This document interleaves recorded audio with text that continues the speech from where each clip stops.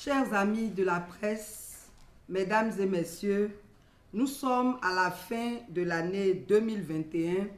Il est donc opportun de dresser un bilan de l'année afin de dégager des perspectives et mieux orienter la lutte sociale. Depuis juin 2021, nous avons abordé les 7 questions principales suivantes. La situation des droits de l'homme, la cherté de la vie, la situation de l'école ivoirienne, l'insalubrité, la réconciliation, le RGPH 2021 et la validité de la CNI. Où en sommes-nous sur toutes ces questions? La situation des droits de l'homme est toujours préoccupante parce que les violations sont nombreuses, depuis les prisonniers politiques jusqu'aux expropriations, en passant par les déguerpissements abusifs et les entraves à la liberté d'expression. En effet, au cours de l'année 2021, plusieurs prisonniers politiques ont été libérés, mais il en reste encore en prison malgré la promesse faite de les libérer lors du dernier dialogue politique avant les législatives. Kwame Smith et plusieurs autres, dont 9 de la COCSU, sont encore en détention. Nous pensons qu'on devrait les libérer, comme tous ceux qui ont été libérés et à qui il était reproché les mêmes faits. C'est l'occasion d'interpeller le procureur de la République sur sa dernière sortie qui n'est pas en faveur de la réconciliation que nous peinons à rendre réalité. Non seulement la désobéissance civile est la conséquence de la décision du chef de l'État de briguer un 3e mandat anticonstitutionnel, donc il faut commencer par incriminer le chef de l'État lui-même. Mais au nom de la réconciliation, il vaut mieux arrêter toutes les poursuites et définir une démarche consensuelle pour aller à la réconciliation. Sinon, il faudra, si le procureur veut être vraiment juste, exiger que les responsables des 3000 morts de la crise post-électorale soient identifiés et jugés, puisque la Cour pénale a innocenté le président Laurent Gbagbo et le ministre Charles Blé Goudé. Il est important de montrer de la bonne volonté pour aller à la réconciliation. Par ailleurs, on n'a pas vu le procureur réagir sur plusieurs cas, dont celui du jeune Ahmed Konaté décédé pendant sa garde à vue. En Côte d'Ivoire, les forces de l'ordre constituent très souvent un danger pour les populations et les exemples sont légion. Toujours par rapport aux droits de l'homme, nous notons les déguerpissements abusifs en cours, que ce soit sur des projets formels, comme ceux du métro d'Abidjan, ou des déguerpissements spontanés. Les procédures en la matière ne sont pas respectées et cela précarise les conditions de vie des populations concernées. Il est donc nécessaire non seulement d'arrêter avec ces abus, mais il est important de désengorger la ville d'Abidjan en ayant une véritable politique de décentralisation par la poursuite du projet de transfert de la capitale à Yamoussoukro et la création de pôles industriels dans les différentes régions du pays. Les nombreuses expropriations par les tenants du pouvoir et ou leurs proches contre des personnes ou des familles ou des communautés sans défense. Les abus des polices municipales sur les citoyens, les entraves à la liberté syndicale et le non-respect des normes de santé et sécurité au travail dans plusieurs entreprises et dans les zones industrielles. Les entraves à la liberté d'expression, dont la dernière preuve fut l'arrestation de 96 docteurs avant même qu'ils aient pu manifester. Le fait que la Côte d'Ivoire n'ait pas été invitée au sommet sur la démocratie organisé par le président des États-Unis d'Amérique du 8 au 10 décembre 2021 est la preuve que le monde entier sait que nous ne sommes pas dans un état de droit. Nous exhortons donc toutes les composantes de la société ivoirienne à s'impliquer dans le combat pour la démocratie et la justice afin de garantir la paix. La cherté de la vie. Relativement à la cherté de la vie, nous tenons à rappeler que ACI est engagé dans une dynamique constructive en cherchant à comprendre tous les tenants et aboutissants du problème avant de faire des propositions concrètes plus efficaces, bien que nous en ayons déjà fait au début de ce combat contre la lutte chère. C'est un problème interministériel assez complexe. Mais l'État devrait être conséquent avec lui-même en commençant par briser les monopoles. Comment dans un État libéral peut-on observer des situations de monopole sur le riz ou les pompes funèbres qui constituent pourtant de grandes dépenses pour les populations? Le monopole de la CIE plutôt, et de la SODECI est également une source d'oppression générale. La libre concurrence allégerait des charges des consommateurs que nous sommes. Merci beaucoup à Wave, grâce à qui les frais de transfert par mobile money ont considérablement baissé. Pour nous les consommateurs, c'est l'entreprise de l'année.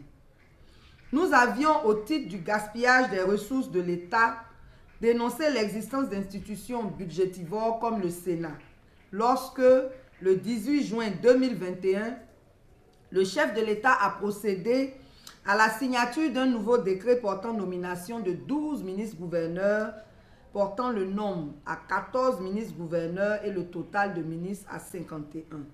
En plus des collectivités décentralisées que sont les conseils régionaux, nous avons affaire à des conseils régionaux bis qui non seulement alourdissent le fonctionnement de l'administration, mais également augmentent inutilement les charges de l'État. Cette nouvelle situation n'est indéniablement pas en adéquation avec les besoins du peuple de Côte d'Ivoire. Le peuple a besoin d'eau potable, d'emploi, d'un système de santé performant, d'infrastructures éducatives et de sécurité. La situation de l'école ivoirienne. Les problèmes de l'école ivoirienne sont innombrables, car tout le système est gangréné. La solution de l'incivisme des élèves ne se trouve pas dans des punitions militaires. Car si vous voulez corriger par la force tous les élèves coupables de congés anticipés, vous serez débordés. Arrêtez de déplacer les problèmes et trouvons des solutions définitives. Outre les mesures prises par le ministre de l'Éducation nationale pour relever le niveau des élèves et ramener la compétitivité à l'école, il est nécessaire et urgent non seulement de prendre des mesures pour rétablir l'autorité des enseignants et éducateurs, mais il faut que des mesures soient prises pour contraindre les fondateurs des établissements privés à payer régulièrement les enseignants. Cela permettra de leur garantir un minimum de stabilité et de dignité, mais aussi l'efficacité dans leur noble mission. L'insalubrité. En ce qui concerne l'insalubrité, malgré la redevance pour les ordures ménagères que nous payons sur les factures, force est de constater que la ville d'Abidjan est toujours sale, de même que plusieurs villes de l'intérieur du pays. Les maires se plaignent de ne pas disposer de leur budget à temps. Il est indiqué de prendre des dispositions, pendant que nous entrons en saison sèche, pour curer les caniveaux et construire les ouvrages nécessaires au bon drainage des eaux pluviales afin de prévenir les inondations. La réconciliation.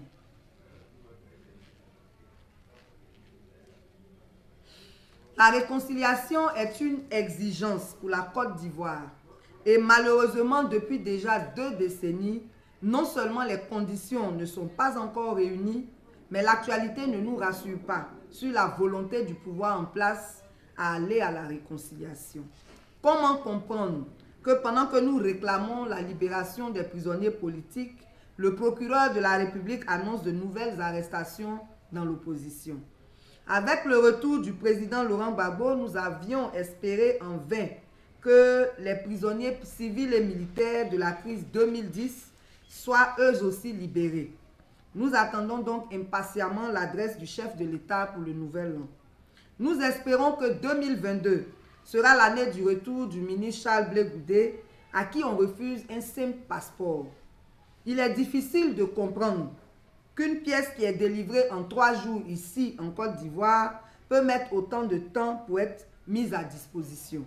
Comment comprendre que le président Soro Guillaume, qui est aussi un acteur majeur pour la réconciliation, soit condamné par contumace à perpétuité, contrairement à l'arrêt de la Cour africaine des droits de l'homme et des peuples, et maintenu en exil alors que notre constitution l'interdit? Nous devons reconnaître que des efforts ont été faits par le président de la République, La preuve, un ministère de la Réconciliation a été créé et le président Laurent Gbagbo ainsi que plusieurs exilés sont entrés. Certains ont même été réintégrés à la fonction publique, mais beaucoup reste à faire. Le chef de l'État devrait faire en sorte de réunir toutes les conditions de la réconciliation et nous sommes là pour attirer son attention sur ce qui reste à faire. Nous avons lancé le 18 novembre 2021 un programme inclusif pour la réconciliation nationale. Nous commencerons la mise en œuvre de ce programme dès le mois de janvier 2022 et nous espérons que chacun nous aidera à apporter une contribution significative à la réconciliation nationale. Le dialogue politique constitue un bon cadre de décrispation et d'échange autour de toutes les questions politiques et sociales importantes. Malheureusement, celui qui a été engagé le 16 décembre 2021 n'est pas inclusif. En effet, non seulement des formations politiques comme le COJEP et des acteurs politiques comme les partisans du président Soro Guillaume n'ont pas été invités, mais au niveau de la société civile, des organisations faisant leurs preuves sur le terrain n'ont pas non plus été associées, telles que l'OIDH, Aube Nouvelle et ACI. Cela ne nous empêche pas pour autant d'y contribuer par nos critiques et propositions. Ainsi, le lundi 27 décembre 2021, nous avons écrit au Premier ministre avec ampliation aux chancelleries, aux principaux partis politiques et à certaines organisations de la société civile pour faire nos propositions qui portent sur 3 points. Le premier point porte sur un préalable qui concerne la nécessité de faire le bilan des dialogues précédents pour en tirer les leçons et faire le point des acquis non réalisés. Cela permettra de mieux définir le prochain dialogue. Le second point porte sur les sujets à débattre a priori. Nous proposons la libération des prisonniers politiques, civils et militaires, le retour de tous les exilés, y compris le ministre Charles Blé Goudé et le président Soro Guillaume, l'assainissement de l'environnement électoral, tant par rapport au cadre législatif, institutionnel et opérationnel, l'organisation d'un dialogue national inclusif, la prorogation du RGPH 2021, la prorogation de la CNI qui a déjà été actée, les déguerpissements abusifs qui sont encore source de conflits et de pauvreté. Le troisième point est relatif à la méthodologie à adopter pour conduire ce dialogue. Nous proposons l'actualisation de la liste des participants pour rendre le dialogue inclusif et la conduite du dialogue sans séparer les politiques de la société civile pour rendre le dialogue plus constructif et obtenir des résultats plus rapides, car cela évitera la nécessité d'une mise en commun après avoir discuté avec les différentes parties. Enfin, nous proposons l'élaboration de thèmes de référence véritablement consensuels dans leur intégralité jusqu'à la version finale. Le RGPH 2021. Malgré les chiffres annoncés par le ministère du Plan, le fait est que les agents recenseurs ont connu beaucoup de difficultés par insuffisance de moyens et par conséquent, plusieurs se plaignent de n'avoir pas été recensés. Nous insistons donc sur la nécessité de proroger ce recensement car c'est un outil important d'aide à la décision et c'est sur la base de ces résultats que le découpage électoral sera actualisé. La validité de la CNI. Sur la base des derniers chiffres obtenus, le taux d'enrôlement était autour de 27% en novembre 2021. Nous avions demandé une prorogation lors de notre dernière conférence le 16 novembre 2021 et hier, une prorogation de 3 mois a été accordée.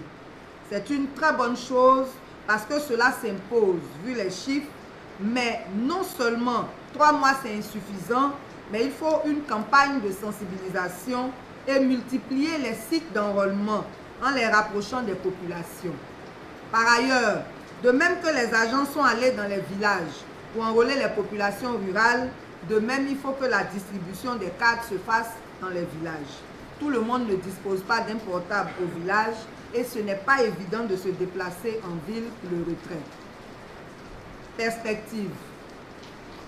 Outre ces 7 points abordés au cours de l'année 2021 qui n'ont pas connu d'évolution notable, nous tenons à relever 3 phénomènes majeurs qui marquent cette fin d'année. Il s'agit de la vague de licenciement des DG des sociétés d'État, des expropriations abusives et de la menace épidémique de grippe. En ce qui concerne les délits de détournement des DG de certaines entreprises, le gouvernement se doit d'être plus rigoureux.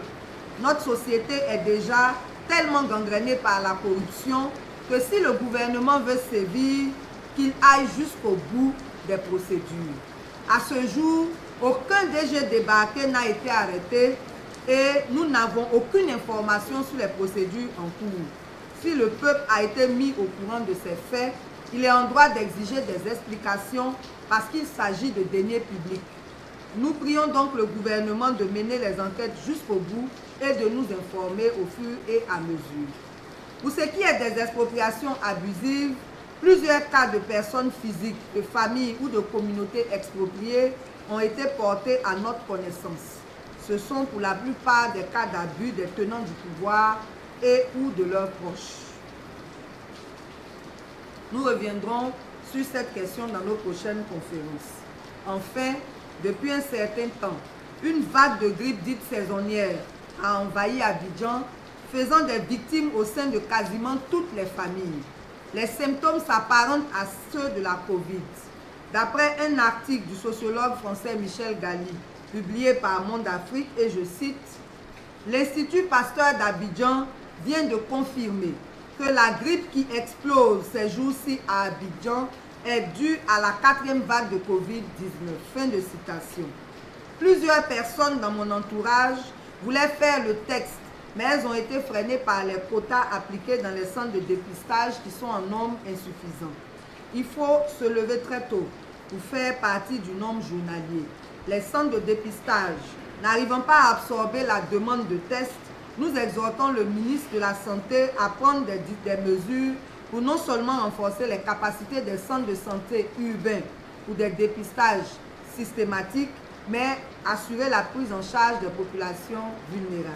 En termes de perspective, ACI continuera de lutter pour l'état de droit et la réconciliation des fils de ce pays. Nous exhortons tous les Ivoiriens, et particulièrement les jeunes, à s'investir dans l'engagement citoyen et la pratique du civisme à tous les niveaux. Nous sommes le 31 décembre 2021. Bonne fête de la Saint-Sylvestre. Nous souhaitons à tous et à toutes d'entrer en 2022 sans problème, que 2022 soit une année de santé, de paix et d'accomplissement pour nous tous. Que Dieu ramène la paix en Côte d'Ivoire. Je vous remercie.